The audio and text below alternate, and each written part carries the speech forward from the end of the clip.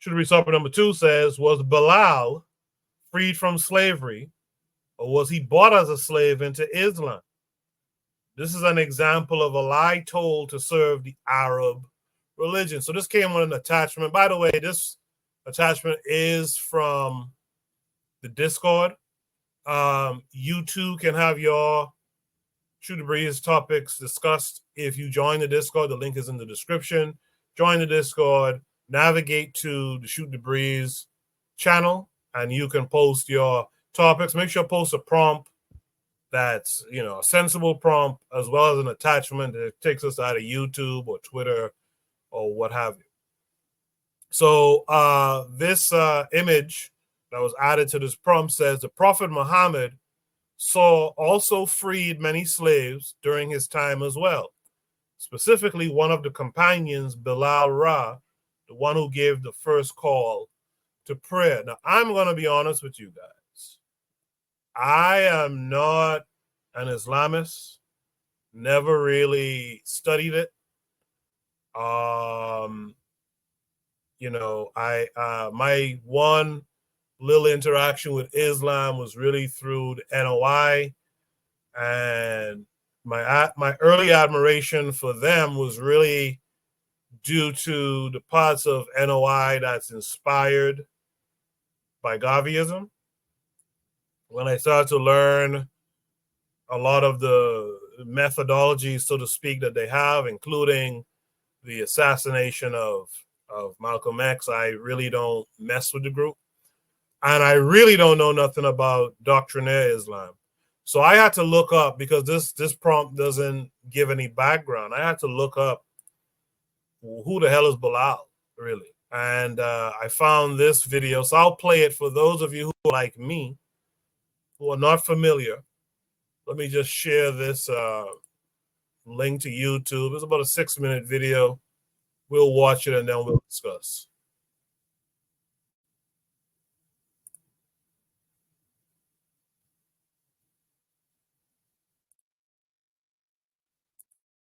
Bilal ibn Rabah was born into slavery, a condition that was compounded after he became one of the first believers to follow the teachings of Prophet Muhammad. Bilal's father was an Arab slave, and his mother was a former princess of modern-day Ethiopia, who was also enslaved. Bilal was ruled by a master who punished him for his conversion to Islam. He dragged Bilal around Mecca, encouraging people to mock him. He even tried to force him to renounce his faith by placing a large rock on his chest and pinning him on the ground. But far from renouncing his faith, Bilal showed a defiance and strength in the face of persecution and violence. Impressed by Bilal's steadfastness to the Islamic faith, Prophet Muhammad sent one of his closest friends, Abu Bakr, to pay for Bilal's freedom. Once freed, Bilal rose to prominence in the early Muslim community. Prophet Muhammad appointed him to serve the mosque by using his melodious voice to call the believers to prayer. Bilal was a black man, and for some, his blackness made him unfit for such an honor. On one occasion, a companion of the Prophet, a man named Abu Dar, disparagingly said to Bilal, "You son of a black woman." This drew a swift rebuke from Prophet Muhammad. "Are you taunting him about his black mother?" asked the Prophet. "There is still some influence of ignorance in you." The ignorance the Prophet identified was rooted in the misguided view that a person's race reflects his or her moral character or social status. In fact, the Prophet's message of racial equality stood in stark contrast to the prevalent racial animosities of 7th century Arabia. Scholars refer to the period prior to the advent of Islam as Jahiliyyah, a time of ignorance, which included racism. Arguably, Prophet Muhammad was the first person in human history to declare, in no uncertain terms, that no person is above another by virtue of race or ethnicity. This declaration is crystallized in one of the Prophet's notable speeches, his last sermon, as it is known, which was delivered on Mount Arafat in 632 AD. In that sermon, the Prophet unequivocally condemned racism when he said, "All mankind is descended from Adam and Eve. An Arab has no superiority over a non-Arab, and a non-Arab has no superiority over an Arab. A white person has no superiority over a black person, nor a black person has any superiority over a white person, except by piety and good action." Ever since then, Prophet Muhammad's teachings on racial equality have inspired human beings to strive for racial equality and justice for all. Consider the life of Al-Hajj Malik al-Shabazz, more commonly known as Malcolm X, the Black Muslim civil rights leader who battled racism in the 1950s and 1960s. After performing the Hajj, or Islamic pilgrimage, to the city of Mecca, Malcolm wrote his famous letter from Mecca, in which he said, "There were tens of thousands of pilgrims from all over the world. They were of all colors, from blue-eyed blondes to black-skinned Africans. But we were all participating in the same ritual, displaying a spirit of unity and brotherhood that my experiences in America had led me to believe never could exist between the white and the non-white." He added that he had never before seen sincere and true brotherhood practiced by all colors together, irrespective of their color. The Hajj for Malcolm represented a shift away from racism and towards racial equality. The teachings of Prophet Muhammad encouraged all people to strive towards anti-racism, which is quite different than simply non-racism. While non-racists do not openly express prejudiced views, they also do not work to dismantle racism in any given society. The Prophet of Islam actively challenged and dismantled the covert, the overt, and the systematic racism around him. He identified racism as a symptom and identified its root cause as arrogance in the human heart. As our world becomes more and more diverse and interconnected, it is imperative that we strive to follow the teachings of Prophet Muhammad. I am not a Muslim myself, but I have to say that I am deeply inspired by the anti-racism of Prophet Muhammad, because he showed that a person is distinguished over another not by race, but rather by the quality of one's character and conduct.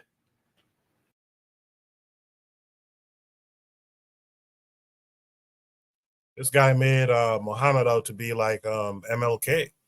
Ty Cruz in the chat cooking, he said he name dropped Malcolm. This is too much. I felt that way too, and this is why I intentionally put this video up. Shout out to Wisdom Bars out there in the chat saying, wow. Ty Cruz putting up the crying emoji. He said, "This is wild. The Arab world was one of the last places to abolish slavery of Black Africans." And, you know, we often don't talk about the 1,000 years or so that we were under Arab slavery before this white man, right? Takru says Muhammad owned slaves.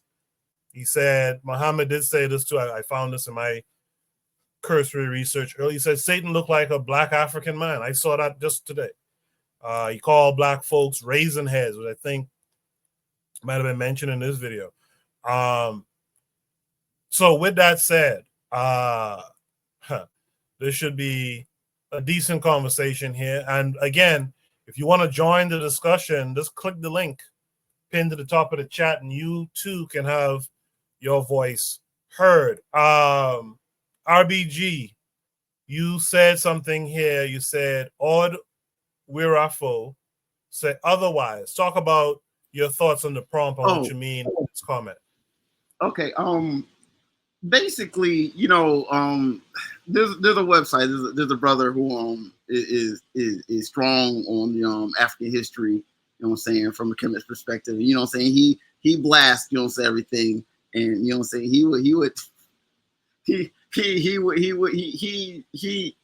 He had they might still be up on YouTube. You you know what I'm saying? To me, Islam in and of itself, I consider it, if Christianity, I think Christianity is like 3-karat gold. I know that there's black stuff in it, but there's a lot of like filler metal in there. It's really not really gold. It's like 3-karat gold. You know what I'm saying? Islam is fool's gold. You know what I'm saying? I mean, fool's gold can take you to gold, but it's fool's gold. It looks like gold, but it's not really, you know what I'm saying? It's not really anything in it. So like this whole Bilal thing, the whole like, you know, the token Negro, you know what I'm saying? It's like, really, are we really going to use Bilal to like say that, you know, but Bilal and the stories but the prophet said, I mean, not Walter Williams, was it Walter Williams? I think it was Walter Williams. Was it Walter Williams? The historical origins of he had a 2-series book of the historical origins of Islam and Christianity. And he just broke down like there's no image for instance of the prophet. So like when people try to describe the prophet, you know what I'm saying? Like you can't really do it because there's no image. You know what I'm saying? It's clearly like a white person, right? But it's like, you know what I'm saying? The whole history of Islam in and of itself, I always find questionable because I'm pretty sure that like Islam ain't nothing but like that's a Caucasian move. They went down south. You know what I'm saying? It didn't spring up from Mecca. They try to play Mecca to be the starting point. So they close to Africa and they got the connection, right?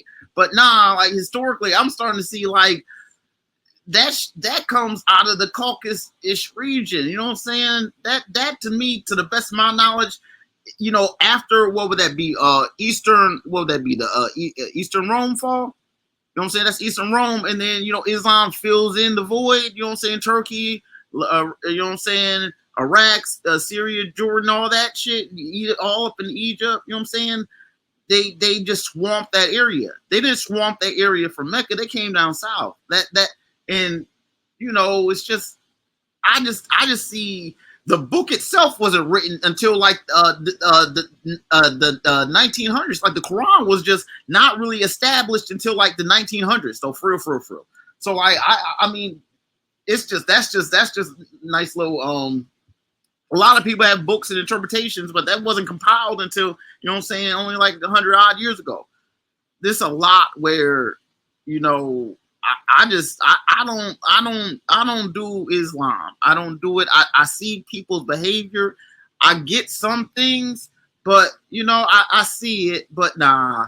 It's like, you know, a lot of the Sharia law, I could never do that to my people. I can never execute Sharia law on my people. You know what I'm saying? I understand like women, you know, and all. I could never put my peoples under a wrap like that. I could never do anything close to that. I can never acknowledge that. I can never do that shit. You know what I'm saying?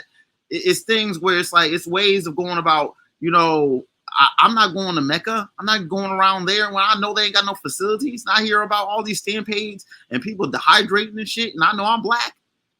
I could never do it. They say you only got to do it once in your life. I could do it 0 times in my life. I don't want to be a Muslim.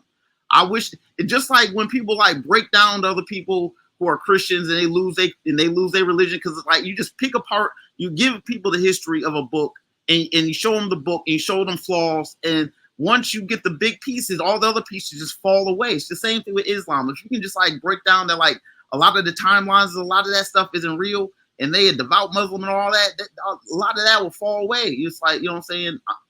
That's to me is the only way to dismantle, you know, these Abrahamic, these textual, these books and all that. Just go through the timeline of history in the book that they say what happened, because it's supposed to happen so long ago. It's like the Council of Nicaea, you know what I'm saying? They figured that stuff out 300 years after the dude was supposedly alive.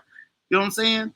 That's a grip ago. You know what I'm saying? It's people don't have hard recollections of things 300 years ago. Certainly back then they didn't have no kind of paper or no really like newspapery type stuff. You know what I'm saying? Media of any kind, printing press. You know what I'm saying? That's all I want to say. Like ain't no Bilal. He's a character. It's all lie. Don't fall into Islam. That's just me. I'm not mad at Islam like that. For black people, that's not it. That shit don't come from us. That's all. I really appreciate that, real black gentleman. I shout out to Brother Bakari, who's out there in the chat. I was wondering if I should choose violence, and he chose it for me. I had the same thought Bakari had. This guy in the video, he name drops Malcolm, as Bakari says here, and Malcolm ignored racism in the Arab world, like most Black Muslims do. That's something I really don't vibe with either. You know what I mean? Trigger Happy 262 plus in the chat says, what you witnessed with this video is that the Ummah has to maintain a cosmopolitan community of diverse people on face value, but underneath the surface, they maintain strong Arab supremacy. You know, there's a lot of good chats going on in the chat. I can't read all of them. But if you listen to the playback or if you're here live with us, make sure to check out all the comments in the chat. Good stuff going on there. With that said, let me hear from Oni on this one. Oni, hold on. Let me try to find the actual prompt real quick. Was Bilal freed from slavery, or was he bought as a slave into Islam? This is an example of a lie told to serve the Arab religion. What say you? Yeah, I'm kind of like, I don't know who these people are. Wait, who? I didn't really tell you the video. It just seemed like, I mean, the video seemed pretty straightforward. I was surprised the dude's not a Muslim. I also take issue with the whole, I mean, this is the thing that I've noticed before. I told you, well, I said it before that one time there was this Kenyan sister, really intelligent Kenyan sister who was in my organization. And she was saying that she converted to Islam partly because these Arabs would walk up to her and say, hey, you know Malcolm X? Well, you know, found some truth in this thing. So, you know, part of it is, you know, just good propaganda, right? You know, you like Malcolm X, guess what? Malcolm X was a Muslim. That's why I would personally detach myself from, you know, these religious groups. But as far as, like, again, I don't know who Bilal is. Was he free from slavery or was he brought? I don't know. I don't know if it's even a lie. But yeah, black people should not be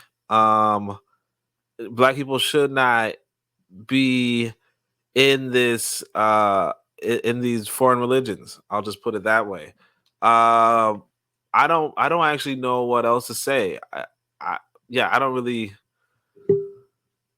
It seems like seems like a question for like you're good at you're good at talking about propaganda. You recently talked about Renee's propaganda. What's the Arab propaganda going on with this alleged example of a black man who was brought into Islam, a slave brought into Islam, and Muhammad goes on this whole thing talking about the equality of races and all this kind of stuff. Yeah, so that's the thing that I noticed, because I don't know if you guys know. Apparently, I mean, I one time had a debate with this Muslim guy, and apparently it made some circles, you know, among the Muslim community, to the point where somebody, I one time told them I had a video, and they were like, "Oh, you're that guy." But anyway, yeah, I mean, like, you see that whole, oh, we are about, you know, race equality, so on and so forth, but the source that I used, I can't remember what was his name, but I think it's like, no, I don't remember his name, but Islam is an Arab supremacy religion. And I think that you kind of could pick it up when you see Muhammad himself say, oh, there's, you know, Arab is not superior to the non-Arab, and the non-Arab is not superior to the Arab. Like, why did you specify Arab if it's not about Arabs? Right? But like, oh, and of course, like, to Brother Bakari's point, when Malcolm went to you know, the Middle East, he was very, very curated in where he could go, but they were openly selling human beings, like, just like three blocks down from where he would you know, observe. So, as to say that it is ridiculous for a black person to be a part of any of these religious groups. And I'm reminded of the reality that even other demographics go to these religious groups. So like we're talking about the Native American, the Native American who converted to Christianity, he's also being ridiculous. But the African especially is or not especially, but the African is ridiculous as well, as long as they are in these religious groups. And believe me, most Africans, whether they are in the diaspora or on the continent, are a part of these religious circles. Are a part of these religious groups. Obviously, Black Americans, obviously Jamaicans, obviously Haitians, obviously. But on the continent of Africa, like for instance, Tanzania, I would say 45%, no, let's say 48% are Muslim and 48% are Christian. To the point where when I was filing out a police report, right, because I had to do that, right? When I was filing out a police report in Tanzania, on the police form, they asked me what my tribe was and what my religion was. And when I told them I don't have a religion, they said, that's stupid. You got to have a religion. I mean, I would say my lawyer said that, but it wasn't my lawyer, it was my friend. But they were like, come on, you can't not have a religion. So as to say that, yes, absolutely. Like this video, I mean, I'm surprised the guy wasn't Muslim, but this video just serves a purpose of saying, Islam is anti-racist, and if anybody's not, this is the first person who was anti-racist and all that kind of stuff, and it's obviously bullshit. This was an Arab supremacy religion, and what's more, giving Muhammad the credit when I think that, obviously I don't think Jesus was real, but Jesus said the same thing, about the race unity, about to blindside us. And even before that, like I said, the Amenhotep IV, probably the source of all this sort of thinking, he said this. Now, I put Amenhotep IV in the category of a race traitor myself, right? So I'm not saying that he was good or bad. I'm not saying it's good credit. But what I'm saying is that, obviously a lot of religion or a lot of, propaganda, a lot of misinformation, it preys on ignorance. It preys on a lack of information. So when you hear this white guy in a suit tell you, oh, I'm not even a believer, but this is the first person. Yeah, okay. The only person that believes that is somebody who doesn't know better. And so I'm just kind of telling you guys, well, when you know better, don't buy the bullshit. That's pretty much it. Only before you go, Takru in the chat wants to know of you and Tragapi, actually, what are your experiences with Black Muslim women? Well, what are your experiences with Black Muslim women? Shit. Now let me tell you all this though, for real. This is one thing I noticed, man. When you go to Africa, man, you can get you some Muslim women, man. Like in America, you can't, man. They're just like, oh, no, I don't want to think. But in Africa, you can. It's pretty fun. And so I'll tell you guys this too, that the woman I'm marrying, she's Muslim. And I don't really like that about her. But again, when you're in Africa, it's like they're either going to be Muslim or Christian. And I guess the credit that the Muslim woman has is that she doesn't mind. Well, not just that she doesn't mind having another wife, although this woman does now. But anyway, but they are also like pretty damn faithful, So you could leave them alone, and they're not looking at any other guys. They're not even thinking about it. And they're a lot of them are on the traditional demure type women. Now, I'm not saying it's perfect because you're gonna have your Western, your Westernism. But if you could avoid that Westernism, like if you could get like a traditional woman, that's gonna be good. And I'll put it this way too. I'll just add this too. So this woman right here, because we're getting married, she gets to go to a somo, right? Which is basically someone who could teach you the African. Teach a woman femininity and how to please a man, how to do well in the house, how to treat a man, how to look at him, all that kind of stuff. But what's interesting is that these teachers, the Somo, is not coming from an Islamic faith, right? So it's coming from a traditional African faith. So it's to say that, even though she has that, this stupid Islam, no disrespect to my lady, right? Even though she has the Islam, she also is getting an indigenous African womanization process that is pretty damn good. Like, some things that some things that you kind of figure out in your life, they're kind of giving, and I don't want to, obviously I shouldn't talk about, secret stuff, but one of the things was something along the lines of, we all know this one, but so that's why I'm saying it, right? But one of the things was something along the lines of, you really shouldn't be talking about your man to other people. You know what I mean?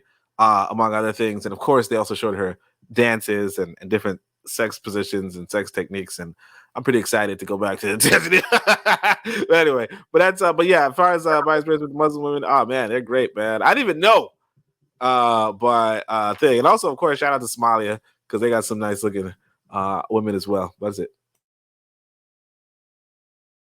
Appreciate that, Oni. Trigger Happy says, yeah, many black Muslims syncretize. They have a lot of rites of passage that are just African. From naming traditions to funeral rites, we should use that to our advantage. Takru says he regrets asking. I don't know why. I thought that was pretty interesting response. You know what? Let's welcome in our brethren, Anthony McPhail. Anthony, how are you this week? Hey, how you doing, Brother Coco? I'm good. Thanks for coming through. All right, man. And peace to all the other brothers on the panel, man. The brothers and sisters. Yeah, man. Hey, man, that dude, they crazy, man. Man, only great. You can't be laughing. But yeah, man. That was some of the funniest shit I've ever seen, man. And it's like it's at the right time too, man. With this whole Palestinian thing going on, the Israel-Palestinian thing going on, and they had this woman last week. Koku, did you see where the Palestinian woman was calling black people in America colonizers? Because did you see that? We discussed that in the previous prompt. Yeah.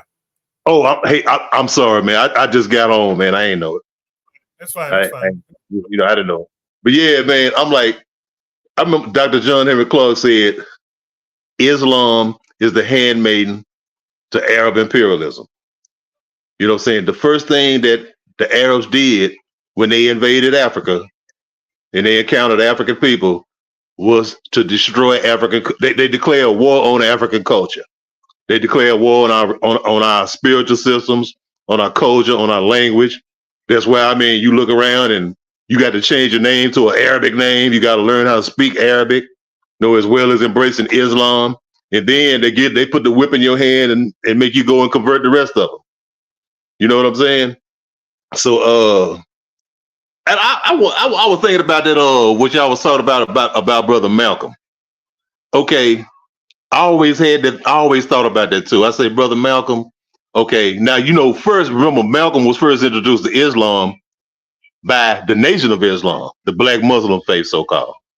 So, he didn't really have the real Muslim faith. You know what I'm saying? So, okay, after he started traveling abroad to Africa and to the East, and then he encountered he encountered Arab Islam. And so he said, well, damn, this one the real thing.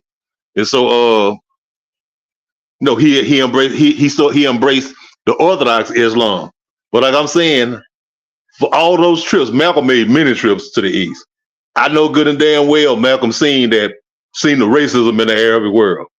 But what I think is that Malcolm was being political. You know what I'm saying? I think he was being political. He knew that there was racism in the Arab world. That's why when he made his speech about putting your religion in the closet, you know what I'm saying? That's why he was talking about, hey, look here, they don't hey, the white people don't kill us, they don't persecute us, they don't discriminate against us. They don't do all of the bullshit they do to us because we Muslim, because we Christian, because anything else. They do it to us because we black. And I think that was one of the reasons why he said that. Because I think that Malcolm, he knew when he went on Hajj, he knew when he was going in those particular countries in the East, in Asia. He knew that there was racism among the Arabs. He knew that there was racism.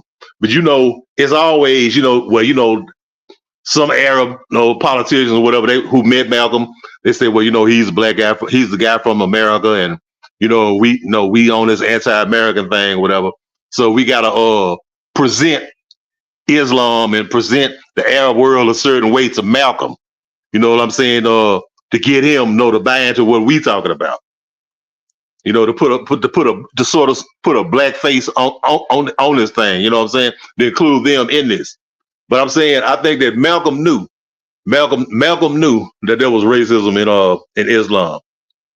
I mean, and yeah, Islam. I mean, to me, the Arabs. The Arabs are as much racist, even more racist than the Europeans. I mean, they neck and neck, because the shit that they did to African people was deplorable, man. I mean, it's as deplorable and even worse than what the Europeans did. And I'm not gonna say which one was the worst. They both was bad. They both was horrible. I despise both of them. But I'm saying, the shit that they did, and then the trick that they played on black people's minds into making us think that Islam was something cool. You know what I'm saying? I mean, I've met brothers in prison. I've met brothers throughout society. Hey, assalamu alaikum, my brother, and all of this old bullshit. Like Islam is something that make you seem conscious or something, and make you seem aware. And sometimes I think it's just like we just rebelling against the Christian stuff, against the stuff that we've been used to. Islam's something different, without us knowing really what Islam is, without us knowing really what Arab history and Arab culture is. You know what I'm saying? So I mean, we latch on to the first thing that was against American white Christianity. But no, man, they both the same, man. Both of them rotten to the core, as far as their relationship with black people, with African people all over the world. You know what I'm saying? I mean, when the Arabs first encountered African people in East Africa, they had a word that they called us. They called us, and that word was, they called us Kafirs. Kafir, Kafirs. Now that word translated to the Europeans in Southern Africa. What they call black people in South Africa, Kafirs. Kafir originally meant like an unbeliever. The unbeliever, or in another word that it meant was a savage. You know what I'm saying? I mean, this was something like a declaration of war on the African being, on the African humanity. We'll say, so yeah, man, I don't want to prolong too long, but yeah, that's my thoughts on it, man. I'll knock off. I appreciate that, Anthony. I like something you said there too, which is true. I think a lot of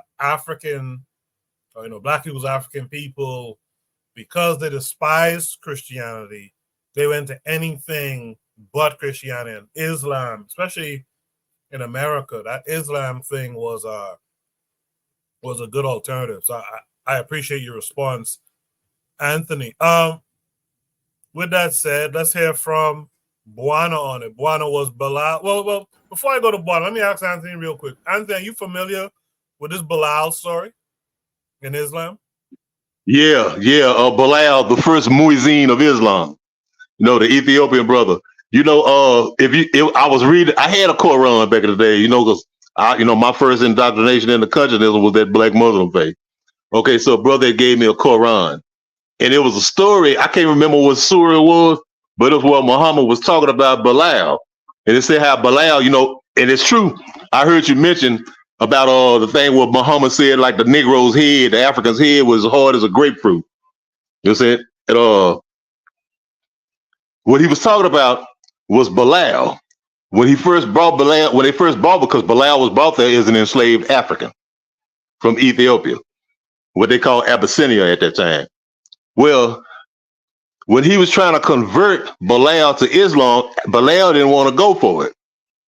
And it's a scripture that said that when he cracked Bilal over the head with a cane, with a stick, and that Bilal said, Ahad, Ahad. Ahad, which means one God, Allah. Yeah, so that was my story about Muhammad and Bilal. Appreciate that, Anthony. Yeah, I just was checking the temperature to see if you was familiar because I really wasn't. You already knew Anthony was familiar. He's Whatever. media. Yeah, I won't pull. Go ahead, Bonner. Yeah. No, I won't pull only code on something, bro. You marrying a Muslim woman, right? You're atheist man, no problem. But just hear me out for a minute. Yo, buy a book called Islam for Dummies, because you are marrying a woman who was raised in a culture and mindset, and she is going to do things or have a particular mindset that you will not understand because you know nothing about the religion at all, bro.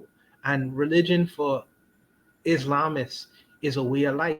That's just, and they're indoctrinated by that from very young. So it'd be wise, in terms of good social cohesion, to just, I'm telling you, I ain't simping. I'm saying that study up on the religion. You don't have to be a Muslim. I'm saying that studying up on the religion is to understand the thinking of the woman you're about to marry. And I think that's intelligence on your side. You know what I mean? Just hear me out with that. But let me just say this. I knew Bilal. I am to my time, in terms of trying to find knowledge yourself.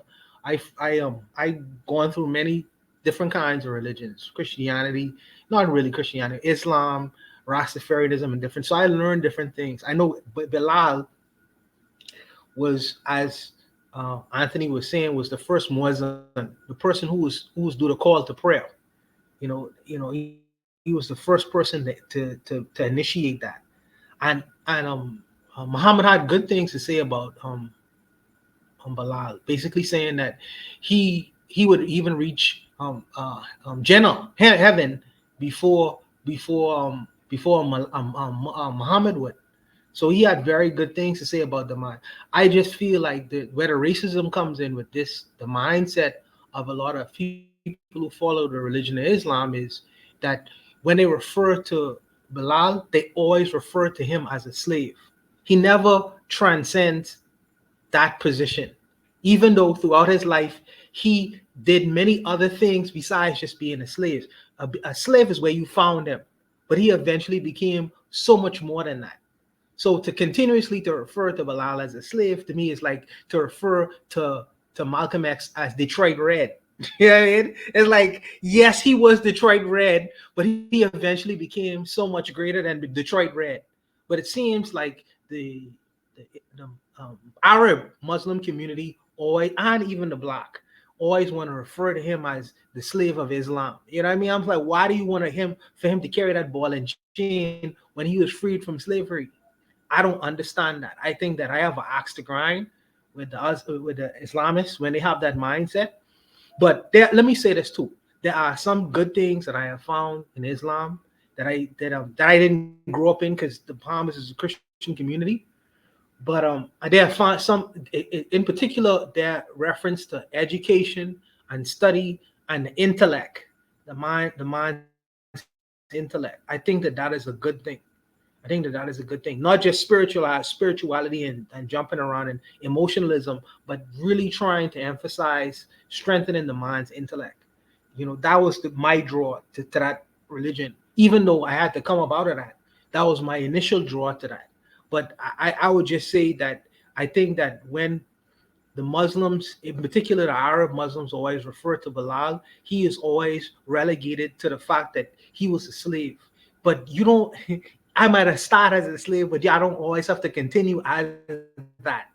So I think that is an unfortunate thing. White Arabs try to put on Bilal, and what they do in term, because Bilal is really just an analogy for one big Black Muslim throughout the Black world. And I think that's what they categorizes as, to stay in that position. But I think that is an unfortunate thing with Islam. I don't really care for. But just to be brief, I'll leave it there. All right, Buana, I appreciate that. Is there any last thoughts on this topic by anyone? Oni had a comment in the chat where he said, and I actually agree with the brother. He said, where is it? He said, man is leader. She should study atheism. not me studying Islam. Only you want to expand on that real quick? Yeah, that's why I said that brother was simping. I mean, because that's the thing. It's like if you have a belief system, right, and you're a man, I mean, like if you're the like, so I have an interesting relationship with this woman where, I'm positioning myself as the provider. You know what I mean? Like I buy the house, I buy the house. I pay the bills. Whatever, right? The point is this: if you are the leader, if you're doing all this stuff, and then you're also saying to yourself, "But I'm going to learn your faith," right? You're not representing. Like you're not dick swinging. Let's put it that way, right? Like, and that's the thing about being in Africa is that you get permission to dick swing. I don't mean to be vulgar. I'm sorry, but you get permission to be a damn man. And part of being a damn man is saying, you know what? I know what I believe, and you're going to come around to me. You know what I mean? It's you're meeting me where I need you to be. It's not even like I'm meeting you halfway. It's like legit. This is what I'm going to hold you responsible for teaching our children. And honestly, I don't even want to see that other stuff. And I know that's kind of cold, but but like that's the way of the world, right? It doesn't make any sense for you to, as a man, pay all the bills, buy everything, do all that kind of stuff, and then turn around and say, let me bow to your God. You know what I mean? Let me bow to your God, or let me learn about your God. I don't believe in your God. And I don't think your God, I think your fiction story, I think your fantasy story is not worth my time. And if you want to be with me, no, we got to go on a different speed. So, I mean, it's not the best story, obviously, and obviously, I don't take this exact tone, with her, but that's what I kind of meant when I said, one was simping, and because a lot of men are encouraged in the Western world to kind of, I don't know, just not assert themselves, to not be men, to kind of like follow the leadership of women, and actually inside the freaking inside of America, it's so freaking bad. It's like so bad, like legit. But because of that, it's like no, the responsibility, yeah, if you're actually financing another person's life, like they have a bigger responsibility in trying to conform to you than you to conform to her. And actually, I'll put it this way: it's pretty actually interesting because I had this conversation with my son's mother, right? So she's always rude to me, right?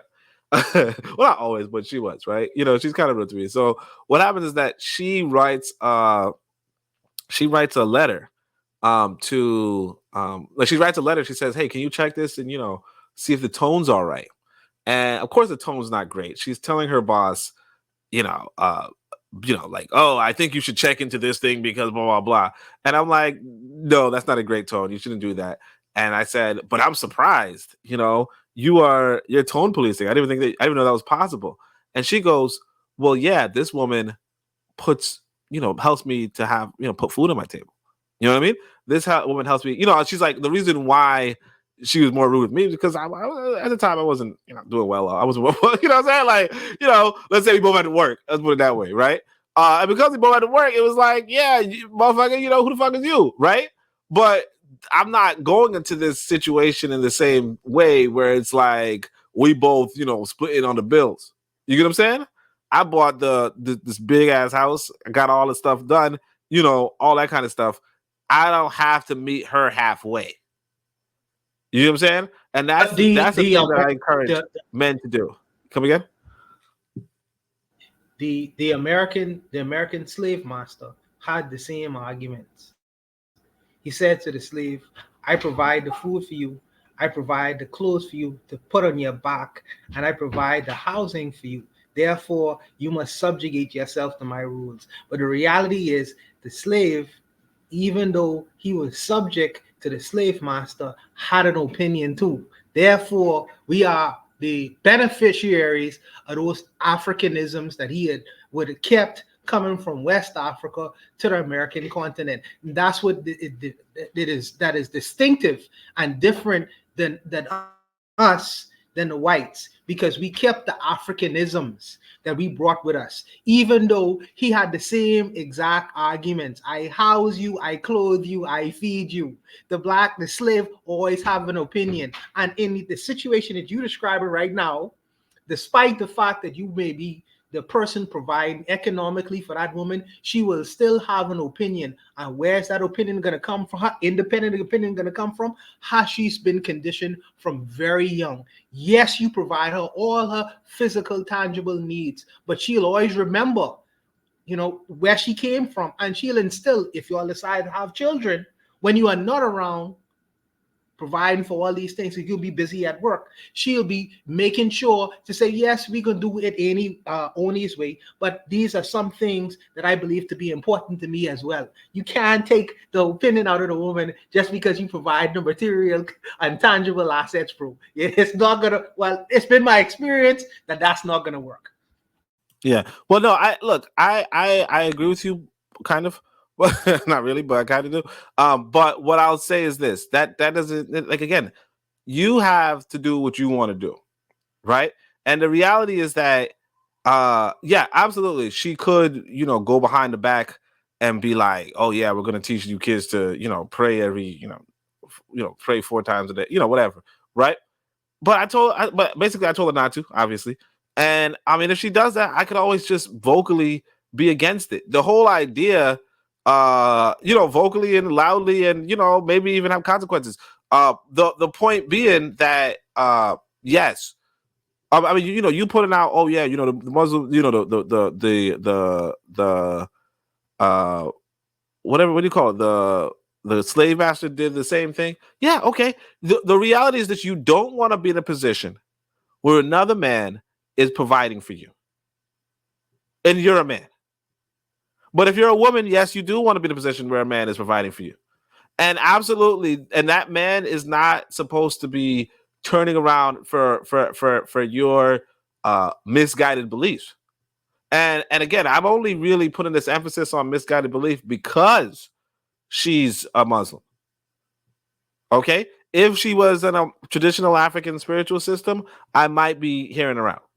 I might look into it. I might do it from an anthropological point of view. But Islam is an Arab supremacy belief system, and I let her know that over and over again. Now, of course, she says, no research, no right to speak.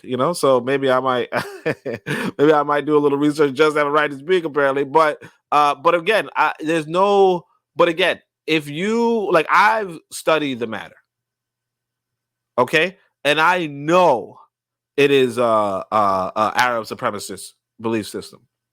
Okay. And I know I'm not Arab. So absolutely not am I going to say, okay, let's put this in our household. Let's do this. Let's respect it. Let's so on and so forth. I tell her, you know what? If anything, she could do that because she has a son of her own. She could do that with her son. I'm not going to encourage it, but she could do that with her son. With my son, no. And for our future children, absolutely not. And I think that's what men have to do, or men should do, is men should say, hey, look, I'm not like this is an Arab supremacist thing. I don't believe in it, and neither should you. And if you do somehow believe in it, keep it to your kid, pretty much. That's it.